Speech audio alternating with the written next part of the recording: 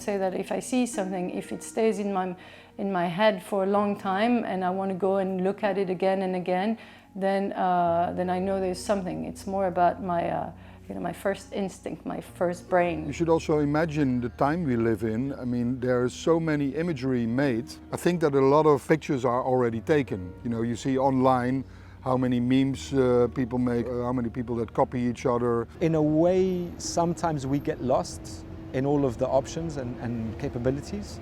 And it's nice to hear things that somehow try to re-question fundamental ideas. A verdade é que há aqui uma rede de afetos que é criada, é assim que nós nos relacionamos, é assim que nós trabalhamos. Algo que nos faz sentido é que este espaço também possa servir como um espaço de experimentação para quem está a criar. So I have to be aware of what's been made or what's existed or how history has played out. If we don't learn from some of those big mistakes, it's very hard to build new futures.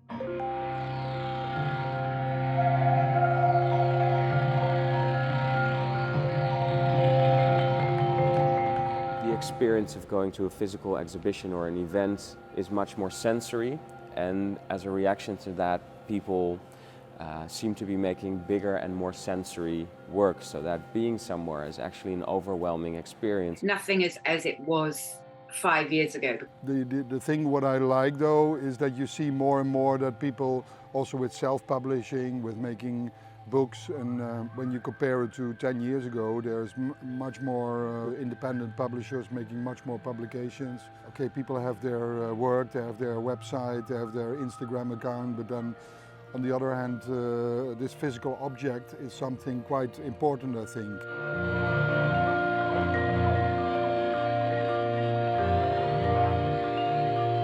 There's a conflicting desire to be at home in the comfort of one's own space, to be able to focus and to work without disruption, but also the desire to engage with people and be stimulated by different ideas. Everything changes all the time, and obviously we try to change as well and develop as everything changes. Like today, I mean, with an Instagram post, I sell to Japan or to the States just without having to go there, do a fair. I mean, fairs are good, but still, I mean, all of that is drastically changing. But also, the artists themselves are much more accessible by a large audience.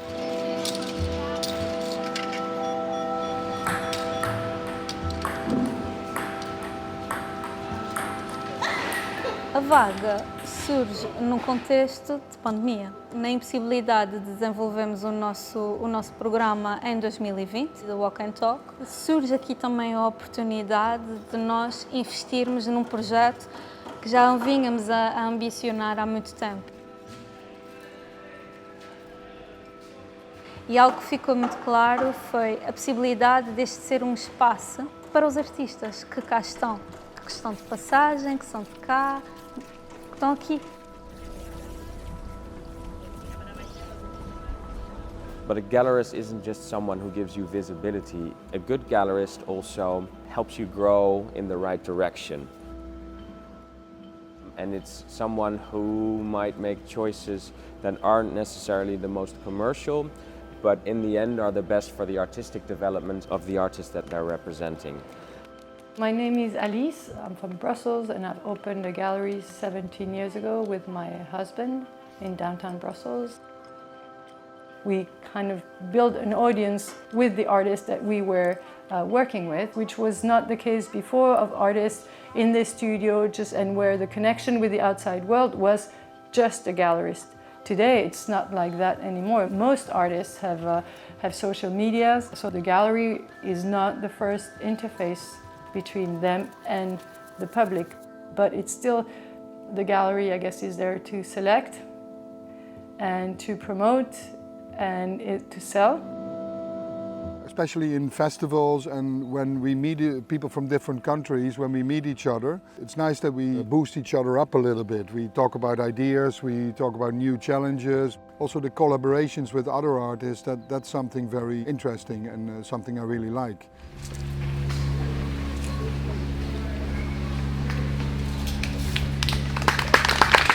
As primeiras pessoas que conheci no Porto foram pessoas da sonoscopia y rápidamente me convidaron para tocar. Desde aquela altura ten acontecido moitos proxectos con varios artistas, con varias persoas da cidade e de Portugal que me ten convidado.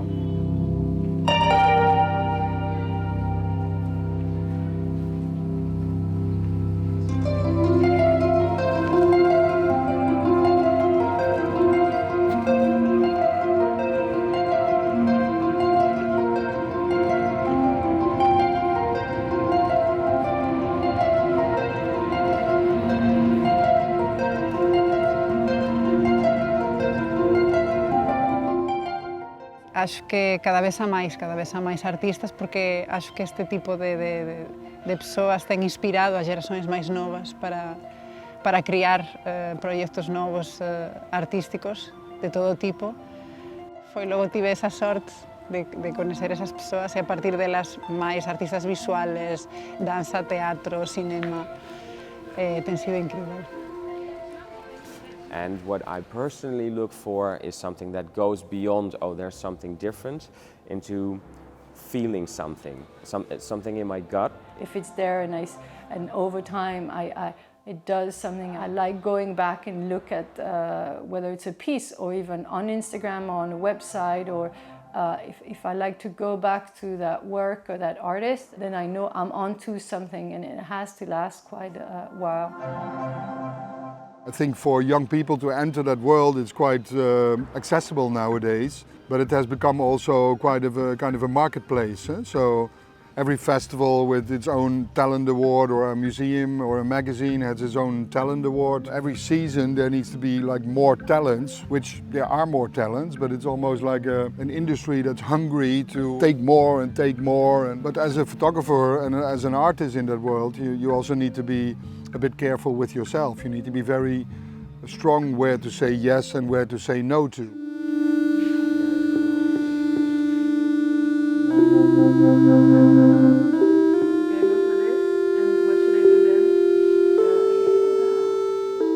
What brings me enthusiasm in the music world today is experimentation, I think. The more I hear music that feels like it's asking questions without really knowing the answers, the more I'm excited.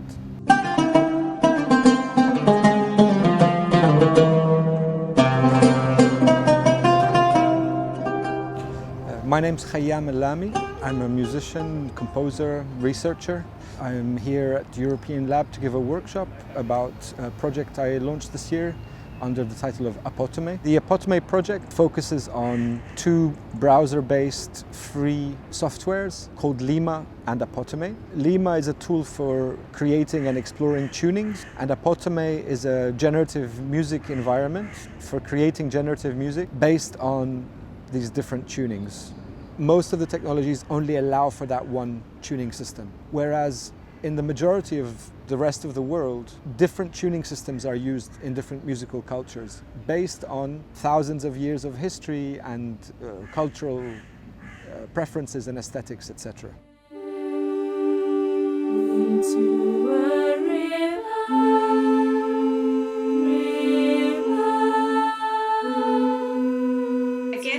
There's an argument that the whole world is now collage. In many ways, that's the norm. Like, we're so used to consuming information in or like hyperlit way, fragmented way. It's a very fragmented world, sort of politically and visually. And so what I've taken is kind of a very old school, sort of how early video work started. But I guess the contemporary part of it is that I'm using things from the internet that are current.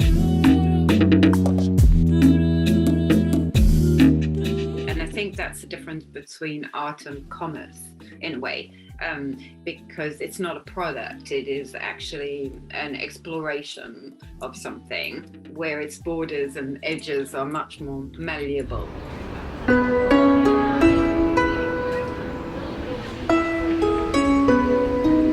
A mí, por ejemplo, cuando me dicen, gostei, me faz lembrar a isto, ¿no? A tal artista ou a tal film ou tal, eu vou pesquisar e de facto isso também é rico, não? Para mim. Eu aprendo também com isso e faz parte, de alguma maneira, incorporo isso à minha criação. Como a opção que tinha a trazer no avião era esta harpa mais pequenina e, ao mesmo tempo, estou a compor um novo disco, aproveitei para continuar esta exploração dos pedais e da eletroacústica e que faço normalmente. Então, já estou há uns tempos no processo de composição do novo disco e a tentar desenvolver um lado mais eletrónico da minha música.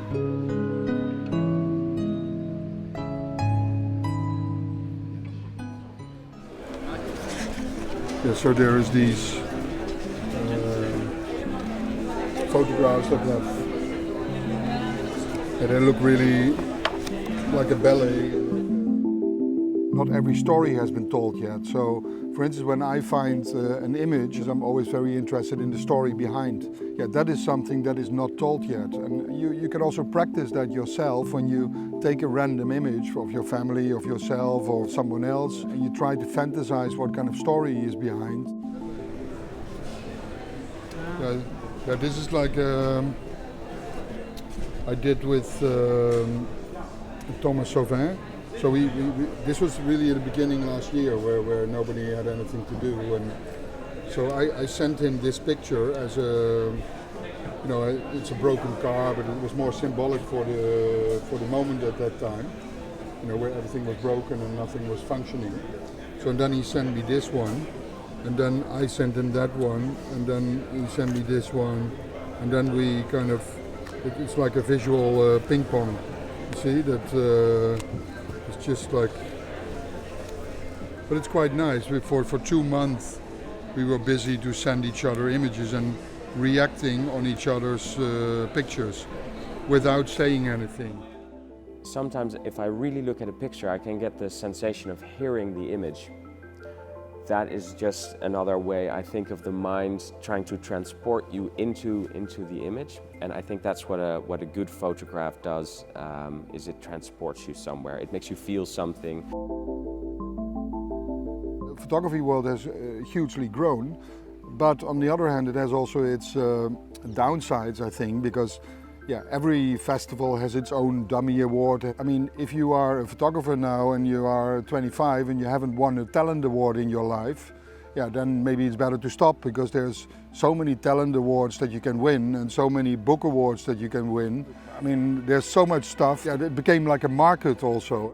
The photograph as object can take many shapes. There seems to be a real quest for discovery to see how far we can take it and what forms we can take it into. An exhibition like this would raise much more questions at, like, what are you guys doing? This has nothing to do with photography. And funnily enough, people don't ask that question anymore. They're very content to have photography be only an element of something, or they're very curious about where, you know, all these forms and ideas can go. I'm really not sure what's next. I'm trying to just explore and experiment as much as I can. And I think I will stay along that road for a while, because there are too many questions. Se os proxectos que están a acontecer agora, algúns deles están a comezar, si eles continúan e continúa a haber máis este tipo de proxectos, non sei, por exemplo, o Tremor. Están a acontecer realmente bastantes coisas agora, algúns proxectos máis antigos, outros máis novos.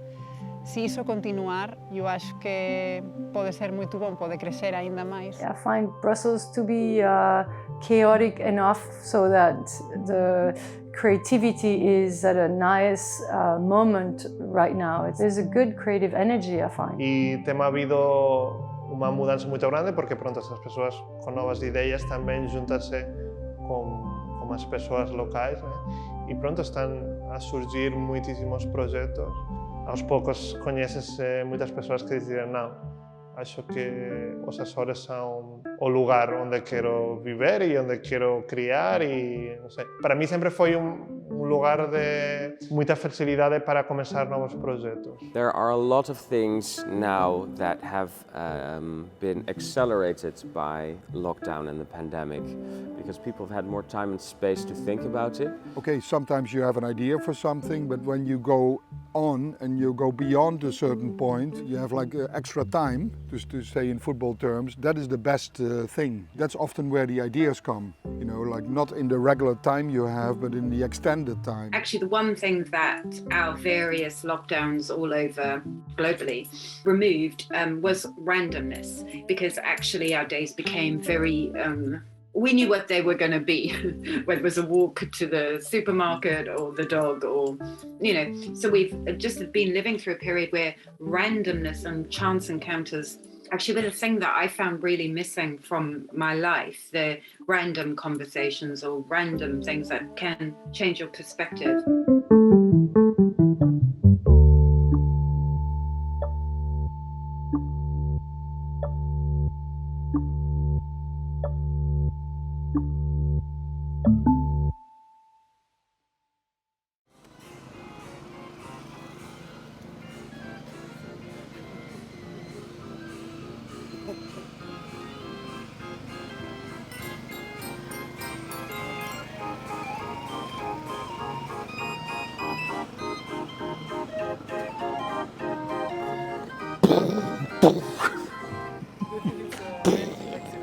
What?